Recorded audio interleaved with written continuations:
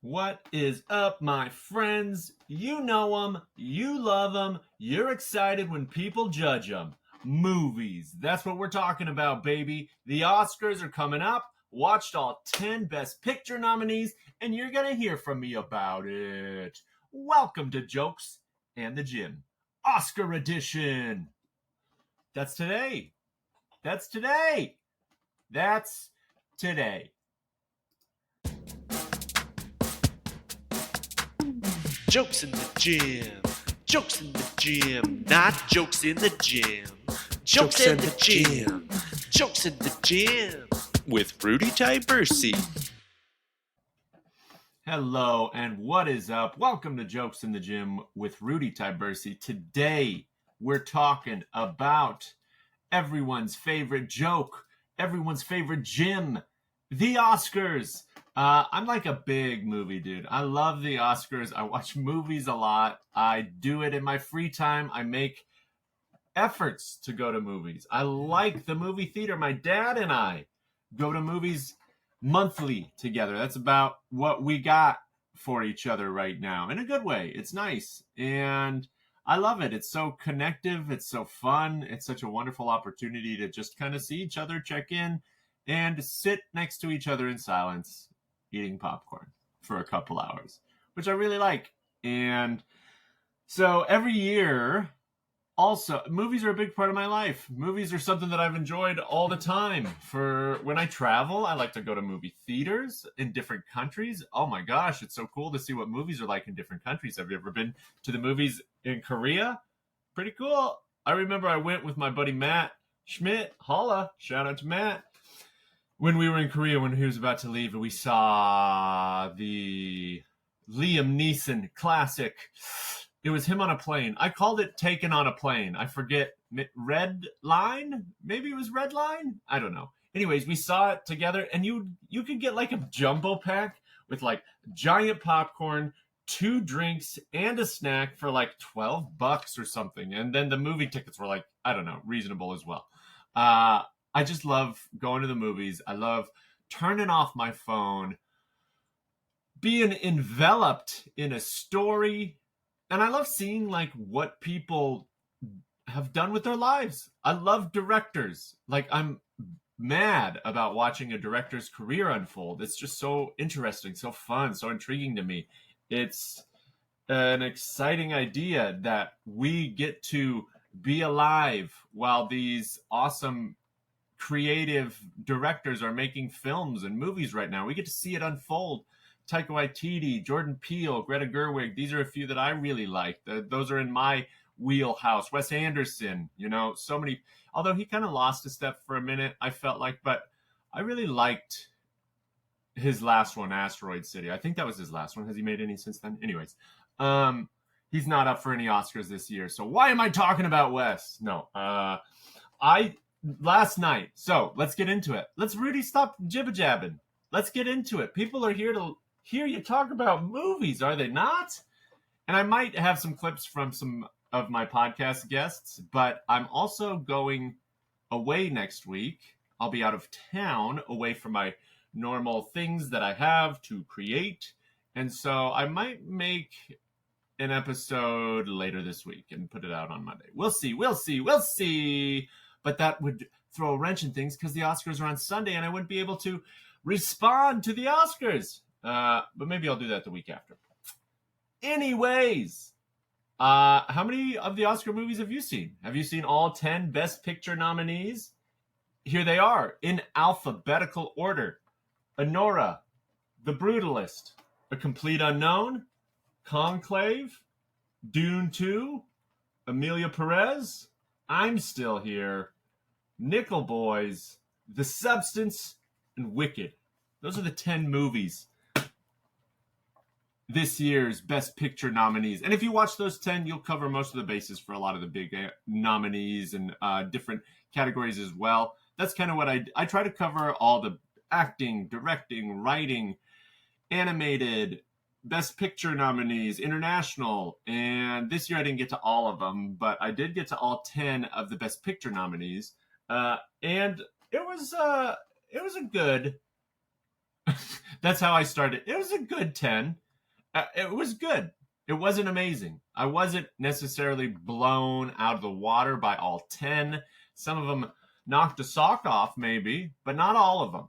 And I just like seeing what's being made, what's being presented, and what is being lauded currently, because it says a lot about where Hollywood's at, where we're at. I don't know. It's fun to check out, fun to make some predictions, make some wrong guesses. I'm happy to do that, and so that's what we're going to do today. How does that sound? How does that sound? I'm just going to do that for a little while, and it's on the heels of a great week. I've had a great week. Oh my gosh, I had a show on Saturday. Oh, my show on Saturday at Bangers and Brews was after I was reffing fourth grade basketball all day. I know I'm going all over the place. Sorry about that. That's my brain. That's how my brain goes. Is up, down, left, right, over, under, reverse. And then we see what happens. We see what kind of pops out. Sometimes it's good. Sometimes it's great. But this weekend was a lot of fun. I got to do jokes and gym on Saturday. I reffed fourth grade boys basketball in a middle school gym with parents yelling at me, with kids crying, with hair flying, with elbows being elbowed, layups being bricked and airballed. So, oh man, so much fun though. I had a blast. Put a whistle in your mouth. See what happens. You give me a whistle? Woo-hoo-hoo-hoo. I'm power hungry with that whistle. Charge, travel, flagrant. You're out of here. I don't care if you're crying. But that was me as a kid. I was crying all the time. I was doing it. I got more technical fouls than field goals made my high school senior year as a basketball player. I was a maniac. Not in a bad way, but just like, you know me. I'm emotional. I'm an emotional guy. I get up, I get down, I get all across the ground, baby. I was that floor guy. I was the floor guy. I was diving on the ground. I tried. You know what? I tried. In high school, I won the most dedicated athlete award as voted on by all of the coaches in our high school. The Leif Erikson Most Dedicated Athlete Award. As a Viking, I'm very proud of that. And I was voted the most inspirational by my football teammates. That was one of those ones that was voted on, and I was like, oh, I wonder who's going to win this. Who should I vote for? Probably John. I probably voted for SS as the man. And it was me. And I was like, oh, cool. So I guess that means that I'm like kind of in the right place as a personal trainer. You know? Like, it's always been the same. This has been the guy I've been my whole freaking life.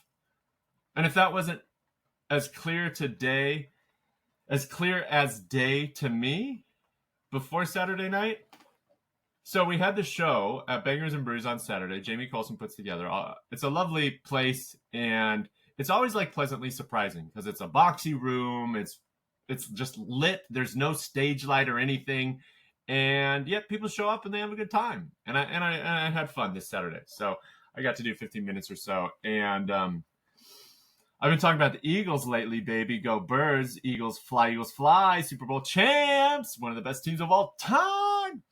And I was wearing my Eagles hat. And I see a guy in the front row from the back. I'm in the back of the room. And he's got dreadlocks on. He's got a beanie. And I think I'm seeing face tats on. And his beanie also, as I look at it, says AS on the side. That's all I could see. It's got a little poof on the top, and it says AS. There's more. And I was like, oh, shit. Is that a Dallas Cowboys beanie?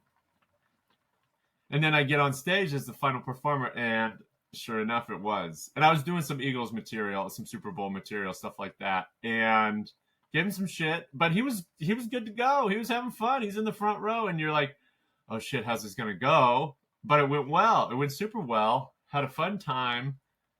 And then I get off the stage, and he's like, hey man, come here. And he gives me he daps me up. He gives me a hug, and he's like, turns out I grew up with this guy. He grew up down the street from me. his brother and I were good friends, and he was the younger brother. And I hadn't seen this guy for like, dude, 20, maybe 30 years. I haven't seen Chris.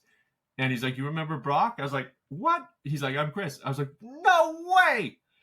And so like we hugged and I made sure to say goodbye as he was leaving. I was like, tell Brock to say hi. Let's get in touch. Let's hang out. And and he told me, he's like, dude, no. And I was wearing one of my cat shirts on stage. I'm wearing one of my cat shirts, my Eagles hat. And afterwards, when he was saying hi and reminding me of how we were connected, he goes, do you remember that message you left on our answering machine of the kitty cat song? He's like, do you remember the kitty cat song?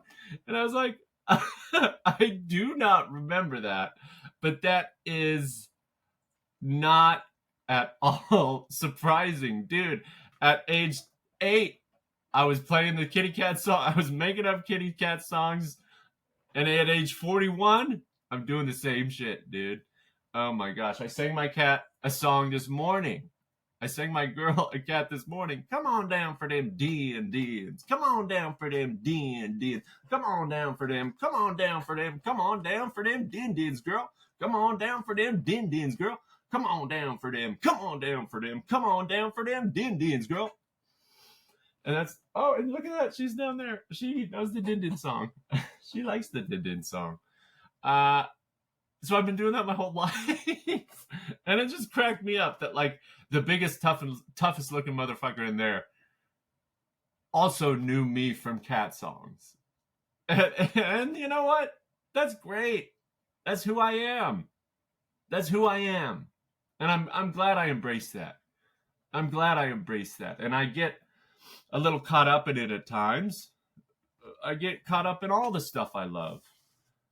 And it might seem like a shtick or an act or something silly, but it's like, no, dude. Rudy and the Cats is just Rudy and the Cats. That's me and my cats having fun. Find us on the gram, you know? Oh my gosh, I made so many videos of these kitties when they were little, doing little cat voices, and I think I'm going to start to re-release those. Just start to put those out again because they're friggin' hilarious. They were so much fun to make. And watching these guys as kittens is going to warm your cockles. Don't you want to warm cockles?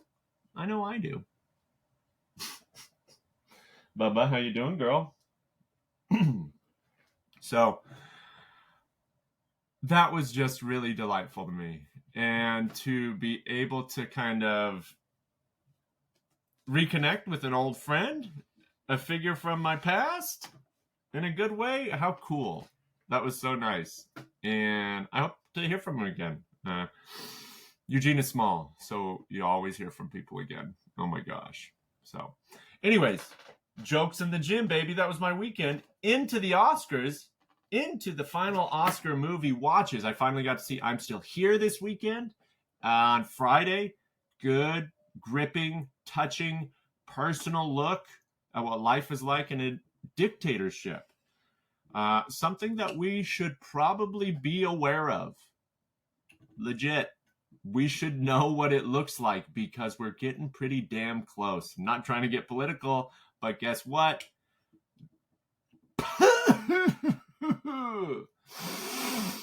That's how I feel sometimes, to put it mildly.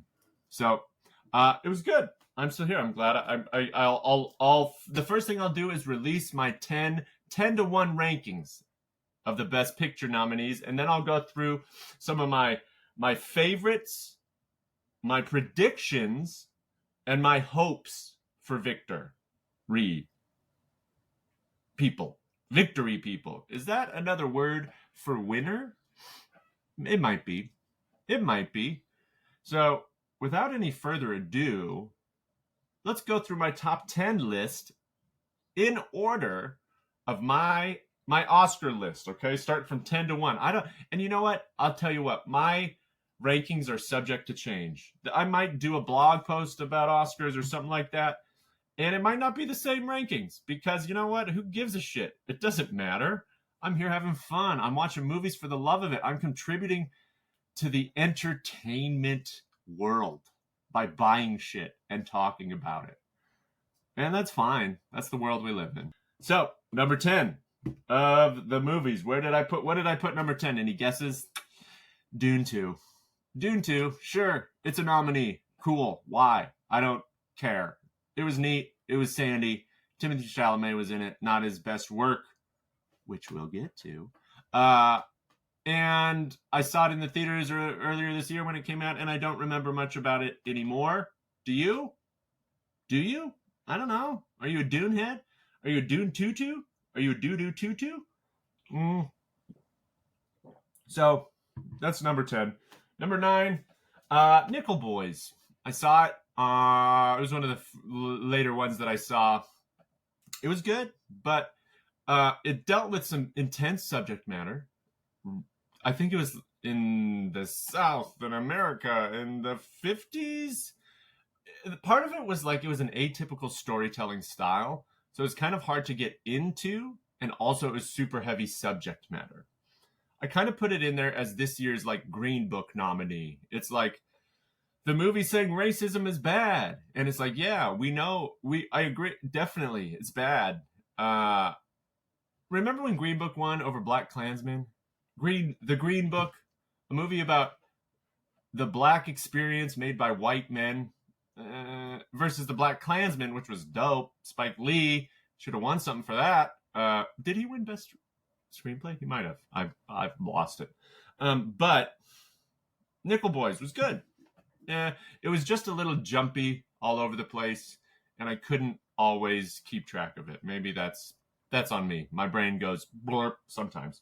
But see it. It was good. Number 8, Conclave. Conclave was good. I liked it. I watched that a while ago. It was one of the first ones I watched in this Oscar season. It's like high drama. It's a fictional story about a pope dying and then the other cardinals figuring out how to pope forward. Okay? Who's going to pope? Am I going to pope? I don't want to pope. Do you want to pope? Ray Fiennes was like, dude, I don't want to pope. But then they're like, dude, who knows? It was interesting, to say the least. I recommend it. Conclave. It's a good watch. High drama, great performances. The Vatican. Boom. 7, where do I go? A Complete Unknown. It was good. I also liked A Complete Unknown. The Bob Dylan biopic. You know what it says? Bob Dylan's been kind of a dick from the start. He came to New York as a dick. He left as a dick. I don't know actually much more about Bob Dylan. I've never met him. Never talked to him. Don't know anyone who has necessarily. But I've enjoyed a lot of his music over the years. And this movie was a good look at a part of his life, kind of when he moved to New York and he got to get big, met Pete Seeger. Oh my gosh, Edward Norton did a good job. Chalamet did a really good job. The movie was good, was watchable, and I was just impressed with Chalamet. I'm not a big Chalamet guy. Everybody loves that dude. Everybody's so hard for Chalamet, and I get it. He's cool. And after I watched that movie, I was like, damn, he did good. That was he looked like the Dill. He looked like Robbie Dill.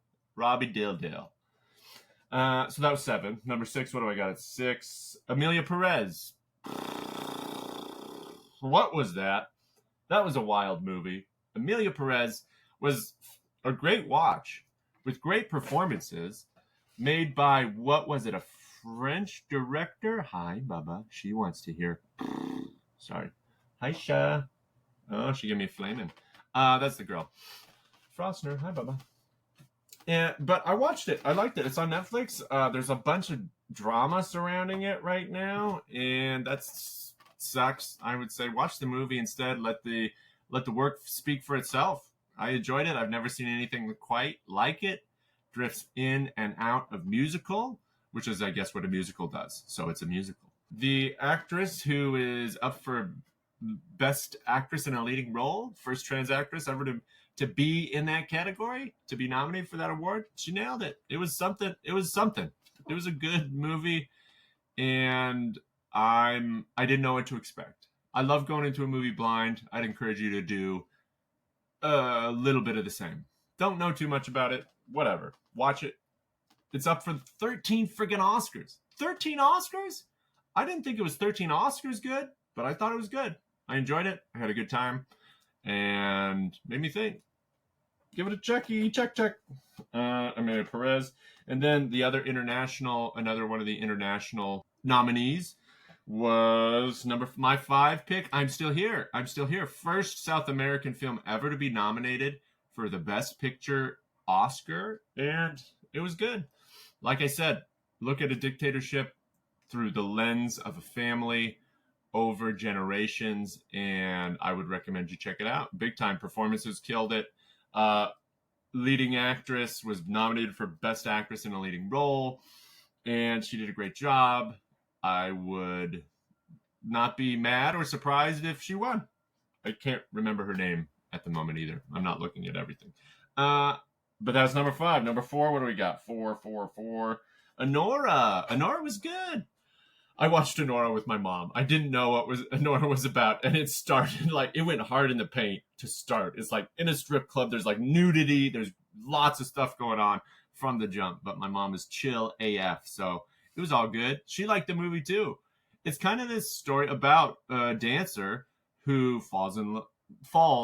meets this rich young Russian dude, and when his family hears about it, they're not too happy. And kind of what happens in the wake of all of that. Gripping performances, gorgeous story, well told, and I love that it got so many awards. Best Actress, Best Director, it's got nominated for so many awards. Best Actress, Best Director. One of the screenplays, it got, I forget which one, if it was adapted or I think it's original. I think if I'm remembering correctly, all 10 of the Best Picture awards also were nominated for the 10 writing awards. Let me see.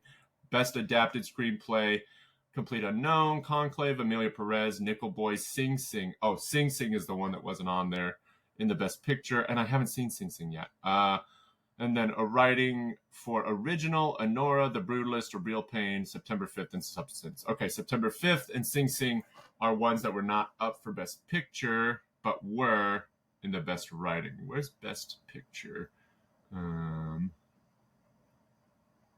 Why Best Picture? Anora, The Brutalist, Complete Unknown, Conclave. Dune 2 wasn't, and Wicked was not. Dune 2 and Wicked. Okay, and that makes sense. Those are the big, blockbuster ones that were nominated. And so, yeah, cool. Love the writing. I'm always looking at the writing ones too. I try to watch those as well because I've written some scripts, or started some movie scripts. I've written some TV show scripts and stuff like that. And I just want to keep writing. And guess what? I want to write a full movie someday and then show it to someone and then have it be tossed around for 10 years and nobody ever makes it. Anyways, or I make it, or I write it and then I make it. That sounds cool too. Maybe I'll do that. What were we at? What was that? Number 4? Okay, now we're in the top 3, baby. These are mine. These are my favos. These are the ones where we're getting down to business on the things that I think could win some real hardware. And I'm going to admit there's a little bit of recency bias at the top. You'll see for sure. Number 3, I got The Substance, baby. Ooh, The Substance was good. I'm glad. This year, I've been getting into horror a lot more.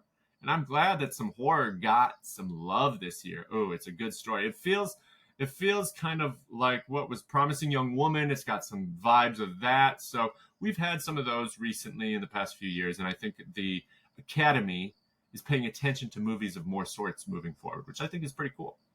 But it was great. Demi Moore, and I give a thumbs up. And I think she has a real shot at Best Actress. I wouldn't be surprised if she won.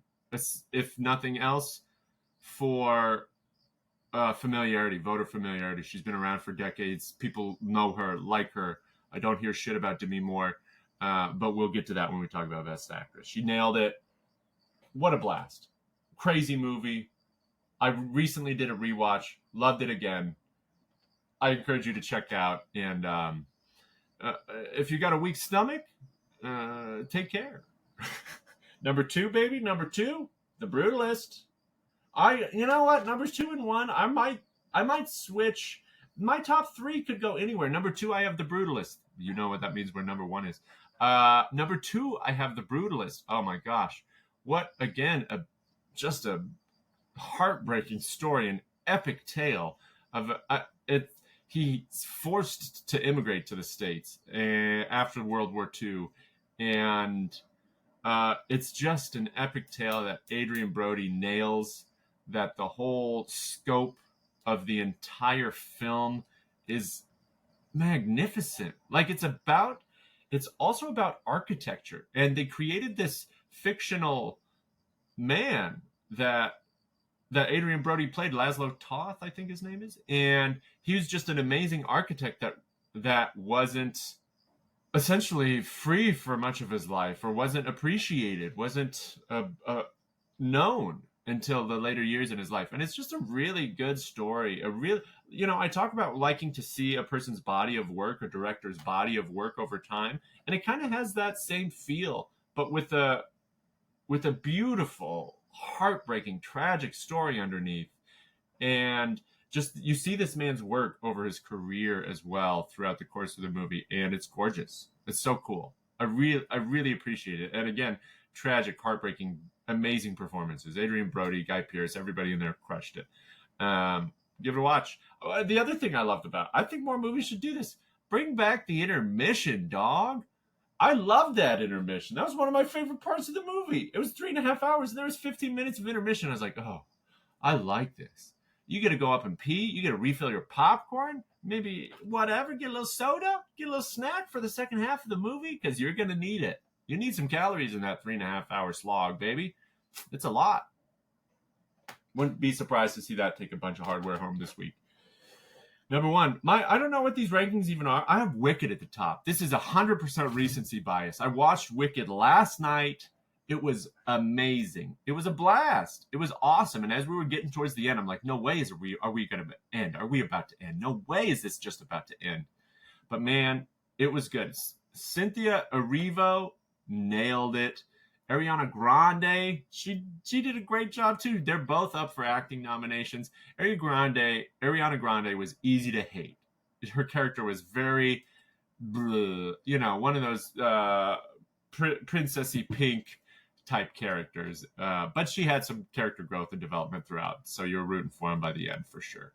But man, I loved it. I had a great time. I'd watch it again. I will watch it again. I bought it because that was the only option to watch it. I was trying to go to the theaters for the last week or two, but I think it left right as I was about to see it. But man, Wicked's a blast. And just when it ended, you're like, what? That's the end? The sequel's coming out later this year. I didn't even know that. So are we going to have another Wicked 2? Is Wicked 2 going to be in next year's Oscars as well? I'm guessing that they have recorded it, filmed it all. Obviously, if it's coming out later this year, obviously. What are you talking about, Rudy? Duh. I'm wearing my Mordor Middle-earth Fun Run shirt. And that's what they did with the Lord of the Rings, right? They filmed them all at the same time. That trilogy was the epicest of epics. And The Wicked is pretty dang epic. We're going into the world of Oz. Think about that. That classic we all know, The Wizard of Oz. That's The Wizard of Oz. And we get to enjoy it. We get to watch more about it in modern technology times. It's pretty cool. When you look at it and think about it that way. It's definitely got also some Harry Potter vibes for sure. But it's a lot of fun. Had a blast. So there's my rankings. Enjoyability. Let's say enjoyability rankings of the top 10. That's where I'm at. So Wicked. If you want a good time, watch Wicked. My dad was even like, I'd see Wicked again. He loved it. All right. And now, before I tell you my favorite, my prediction, my hope for the best picture, I'm just going to go through the other ones and let you know who I think is going to win. And then maybe also we'll do a whatever. But yeah, so for best director, what do we think? Oh, I think, who do we got? We got Sean Baker and Nora, Brady Corbett, The Brutalist, James Mangold, The Complete Unknown, Jacques Audiard for Amelia Perez, Coralie Farge for The Substance. And pardon me for mispronouncing names. I'm sure I blew it. But I gotta give it, I would give it to Coralie Farge. That's what I'm saying. I'm sorry if I'm brutalizing that name. Sorry, Coralie. I think The Substance was awesome. I think that was an amazing picture, and I was on board the whole time. The Brutalist also deserves a shout out here, because to weave all those, oh my gosh, all of these directors. I don't care about A Complete Unknown. I don't think that's going to get it, but the other four I think have a shot. Sean Baker, Brady Corbett, Jacques Audiard, Coralie Farge. I would give it to Coralie. Who do I think is going to win? I wouldn't be surprised if she did, or if Brady Corbett won. So there we go. There's that. Let's see. You want to do the writing or the acting next? Let's do the best animated feature. Flow, Inside Out 2 are the only, and then Wild Robot. Those are the three that I saw. Didn't see Memoir of a Snail or Wallace and Gromit: Vengeance Most Foul. But I liked all the other three. Inside Out 2 is disappointing. Don't think it's going to win. Don't think it should. And then the Wild Robot and Flow are kind of like this year's Dante's Peak and Volcano. You know what I mean? They're the same kind of thing coming out around the same time. They have different tweaks for sure, but they're like very similar movies. And I really like them both. The biggest difference, of course, between the two is that Flow has no words. It's just animals in a world that is getting flooded. And I loved that. I really liked it. I enjoyed just being on board with the story. It captured me. It gripped me. It moved me. At the end, I was crying. And I remember as the credits start to roll, almost immediately as they started, the younger couple in front of me turned around, and the guy was like, "Did something happen in the first 5 minutes that we missed?" Because they came in late. And I was like, no, there were no humans. There were no words. You didn't really miss anything as far as that is concerned. The story is a lot of, you got to put the pieces together yourself, and you can interpret a lot of the stuff on your own as well. But it was gorgeous, and that's my pick, Flow. Loved it. It's now on Max, I think, so watch it on Max. Wild Robot, also really good. Watch it. Loved it. Definitely shed some tears there, too. Oh, loved it. Technology and animals? I don't know why that gives me so much, but it does. So, good options for animated this year. Let's see, Flow director, and let's do the writings next before we get to the acting. So for adapted screenplay, let's go with adapted screenplay first. We got A Complete Unknown, Conclave, Amelia Perez, Dune 2, and Nickel Boys. So I would say for the adapted screenplay, I'm going with Amelia Perez. I don't even know what it was adapted from, but it's gotten so many nominations that I can't see it not winning that one. I think Amelia Perez wins Best Adapted. Best Original, we have Anora, A Real Pain, The Substance, Sing Sing, Kinds of Kindness. Oh, is really is Kinds of Kindness up there? I asked AI, and sometimes they're just wrong. Let's see. I just want to double check on the Oscar page, actually. Let's see. Complete Unknown, Conclave, Amelia Perez, Nickel Boys, Sing Sing. Yes, okay. That's from the official... Okay, yeah. Dune 2 is not an adapted screenplay. Yeah, Dune 2 is not... So if I said some wrong nominees earlier, it's because of AI. Let that be a lesson to you. AI sucks. Sometimes it sucks. Literally, I've asked like so many questions about nominees and this year's Oscars, and sometimes they get them wrong. So when you're using AI, double check, ask them again. Say, are you sure that's correct? Because sometimes it's not. Sometimes it's really not. It's getting better, but it's not perfect yet. So anyways, Best Adapted Screenplay, we have A Complete Unknown, Conclave, Amelia Perez, Nickel Boys, and Sing Sing. I have Amelia Perez, again, by the director Jacques Audiard. It's up for so much. I don't see why it wouldn't win. Conclave, I'd say Conclave has also got a shot. I'd say Amelia Perez and Conclave are my two. Writing for an original screenplay, we have Anora, written by the director. The Brutalist, written by the director and Mona Fastfall. A Real Pain, Jesse Eisenberg. He got nominated for his first movie he ever wrote. I'm excited for him. I haven't even seen it. And I'm excited to soon. September 5th, which I would vote for because that's my sister's birthday, and The Substance. But what did I write for original screenplay? I put The Brutalist, but We got some big ones in there, big hitters. Nora and the Substance and The Brutalist, all up for best original screenplay. What I think I put The Brutalist, but I also would choose The Substance. Both of those are two of my big ones this year. Nora also rocked it. So I'm going with The Brutalist. That's it. Now let's get to acting. We like acting, right? We like the acting. Let's go with supporting actor. Supporting actor in a supporting role. I'm going with Culkin. Kieran, man, I like that the two Succession boys, the two Succession brothers, Kieran Culkin and Jeremy Strong, are both up for an Oscar this year. Those Succession guys were up for so many Emmy Awards at the same time. Now it's for an Oscar, which is pretty cool. Kieran Culkin's been sweeping awards, so I think he's probably going to take it home. I think people like him, and they like just that little prick. He's the prick that everybody likes for whatever reason. It's great.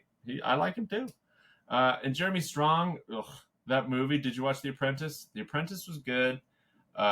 It was good because it almost made you feel for Donald Trump's character, and then it didn't. Watch the movie. Well made.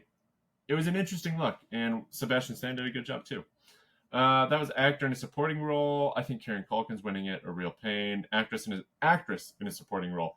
Oh, I'm giving this one to Zoe Saldana, Emilia Perez. The nominees are Monica Barbaro, A Complete Unknown, Ariana Grande in Wicked, Felicity Jones in The Brutalist, Isabella Rossellini in Conclave, and Zoe Saldana in Emilia Perez. And I think Saldana just nailed it. She did a great job. And went back and forth in English and Spanish. I always like these multilingual kind of movies as well. And just from the start, she felt like the narrator to me in some ways. And because it's her character. I don't think she even should be in the supporting role actress category. I think she should be in best actress category, but I get why she is in the supporting role category. She did a great job, nailed it. I'd give it to her. Who else?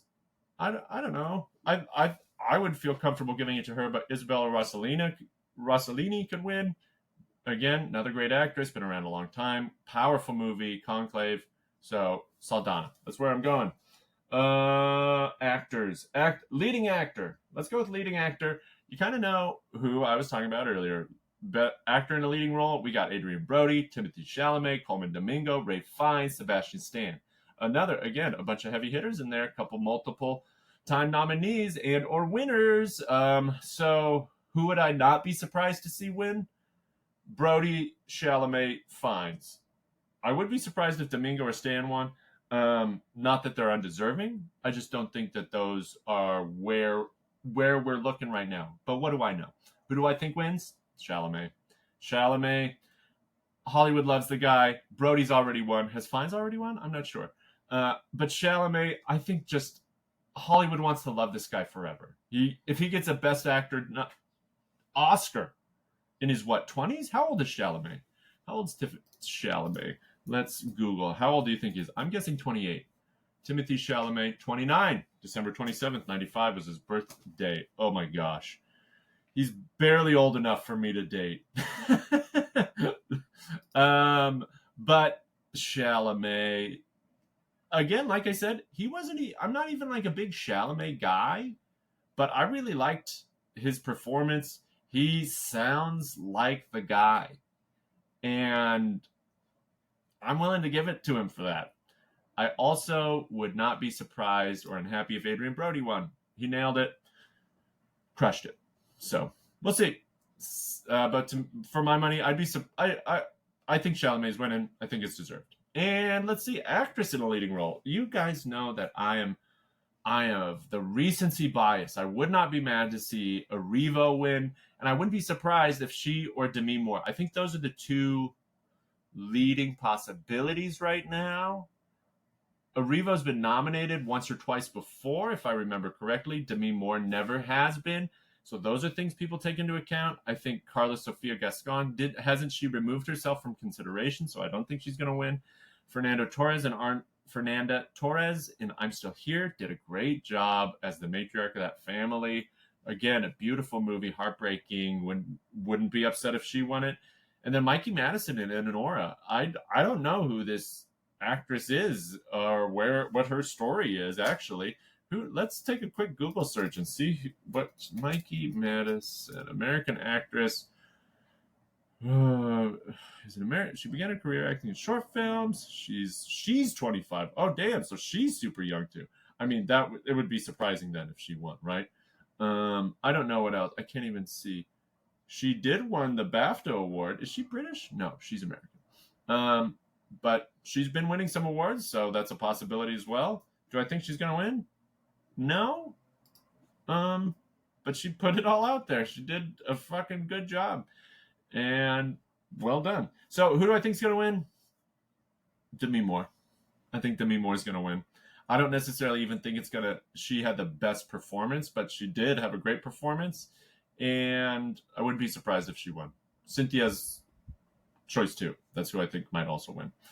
So there's that. And then we're going with movies. Movies. The time none of you have been waiting for. 40 minutes I've been talking about this? Golly. Sorry about that. Not sorry. Hashtag movies. Getting to the final. Best picture. What is it going to be? I'm going to go with my prediction, my hope, and my favorite. Of the 10 movies, I'll start with my fave. The 10 movies that I watched for the best picture, Wicked currently holds my favorite spot. Number one. See that number one? Boom. One. But that's totally about recency bias. I really liked Wicked. I really liked The Substance. I really liked The Brutalist. Those are my top 3. But there were a lot of entertaining, interesting, unique movies this year. So I think that's fun. It's a pretty varied field, it feels like. So Wicked is where I'm at right now, what I really love. My prediction. What do I think will win? I think The Brutalist will win. The Academy likes long ass movies, right? It likes big old epic freaking films. So I would not be surprised if The Brutalist won, and it would be deserved. It was epic. It was immense. It had amazing performances. It had gorgeous production design. Oh my gosh, the library he builds. I wonder who designed that. Who designed the library that Adrian Brody's character made in that movie? Anyways, or the reading room. It was a very cool. I love it. I really, really like the whole story around that. Just well done. Really beautifully done. So, I think it'll win. That's what I would, if I had to predict who I thought was going to win, I'd give it to The Brutalist. But I really don't know. What is my hope? I'd love to see The Substance win. I would love to see The Substance win. Do I think it's going to? Maybe. I haven't read shit about anything this year. I haven't watched stuff about Oscar predictions or nominees or read the periodicals. I haven't read the papers. I haven't read, all that stuff predicting what might happen. So this is just coming off the dome, y'all. That's why it's all over the place. That's why this episode is wild and woolly. And your predictions, my predictions, are what this episode's about. No, it's not. It's about the movies, actually. This episode's about the movies. I love these movies. I love movies. I'm happy to watch them. I also watched Captain America with my dad last week. That's not going to win. Anyways, what are your Oscar predictions? What are your nominees? What movies have you seen? Which ones did you like? What stuck out to you? What do you hope wins? Who is your best actor? Who's your best actress? What categories are something that you're thinking about? You're like, ooh, I think that. You know what I still think about, honestly? Like, I'll still think about it once in a while. I'm just walking down the street and I'll be like, shit. Ryan Gosling not winning any awards for Ken last year. I'm kind of fucking pissed. Like, I'm upset. Gosling as Ken, that was the most moved I'd left the theater as in a year. Because he absolutely nailed that role. Legendary performance, legendary comedic performance immediately. And I've never seen an Oscar given to someone who deserves a comedic award, a comedic Oscar. Oh my gosh. He was hilarious and he nailed the heart of it as well. You see his acting chops in there. They say that comedic acting is harder. They say it's harder than serious acting. And if that's the case, who gives a fuck about Robert Downey Jr. and Oppenheimer? I don't give a shit. I don't give a shit about RDJ and Oppenheimer. I like RDJ, whatever. But, dude, Gosling should have won Best Supporting Actor. And if he didn't win Best Supporting Actor, he should have won Best Song. Are you kidding? He didn't win Best Song? Are you kidding? Insane. Highway Robbery. Gosling, I love you. Brother, you should have won. You were robbed. I'm sure he's crying about it. I'm sure it's just made such an awful impact on his career. He can't even get work. Poor guy. It's all good, RG, though. Thanks, dog. I show my barber a picture of you when I try to get my hair cut, and they're like, sorry, dog. Not going to happen.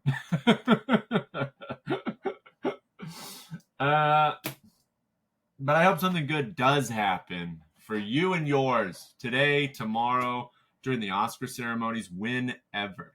I'm not even going to look back on old conversations today because I've chit-chatted about the Oscars for so long because I love that shit. And don't be surprised if I do some more episodes like this in the future where I just talk about stuff that I love. I'm getting through my episodes from this season 1. Had 50 awesome episodes with guests, almost 50 with guests, but I got to 50. And now I'm just doing these reviews and other stuff like that. So keep your eyes peeled. We'll see how this show continues to progress this year, this season, and in the future. Oh, man. And I hope you do something fun. I hope you like this Oscar chat for a little while. Me blibba-blabbing for a bit about the movies. And if you ever want to see one, let me know. I'm always down. I'm going to see movies regularskis. And oftentimes it's a solo thing, but it's also pretty fun to try to get other people to go. I've gone to movies with a lot of the guests on my show. I'll be Shakeson next week. Episode, Chad Opitz, and Rob. I haven't seen movies with all those people, but I've talked movies with all those people. And whatever. What are you into? What's fun to talk about for you? Talk about it. Find somebody. Chat it up. You know? That's also how I feel about the gym. I work at a place and I have like these little dings and aches and pains, and I'm talking with people about it all the time. So find people that you want to talk to fun stuff about, stuff you care about. Learn more. Explore. Have fun. And who knows, maybe watch a movie. So thanks for checking out the episode. And I'll see you in the theaters. Chop, chop. Pop, pop. Corn, corn.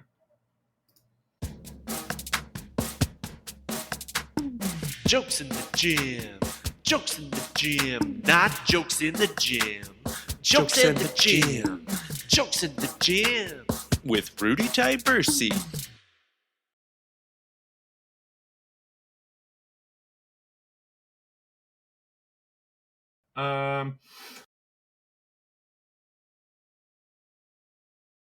Right there. And